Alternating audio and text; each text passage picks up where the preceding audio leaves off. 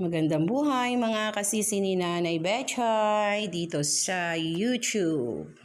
Hello po sa inyong lahat mga kasisi ko. So yan vlog for today ni Nanay. Papakita ko lang yung aking mga ilang pirasong biniling mga prutas.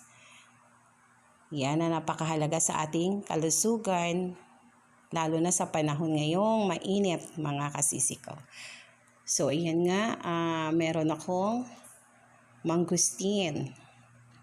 Ayan, hindi naman lingid sa inyo na ang mangustin ang may pinaka mayaman at maraming benepisyong hatid sa ating kalusugan. Sabi nga daw nila, ang mangustin ang pinakarena daw sa lahat ng prutas na may taglay ng maraming mga benepisyong na ibibigay sa ating kalusugan.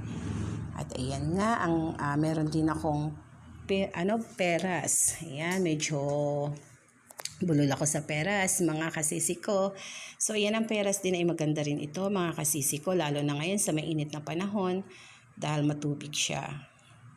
At syempre, hindi mawala yung aking apple na ang kasabihan, one apple a day keeps the doctor away. So ayan ang mga kasisi ko. Kaya talaga kahit pa ilan-ilan lang kapag may budget ako, bumibili ako ng mga prutas.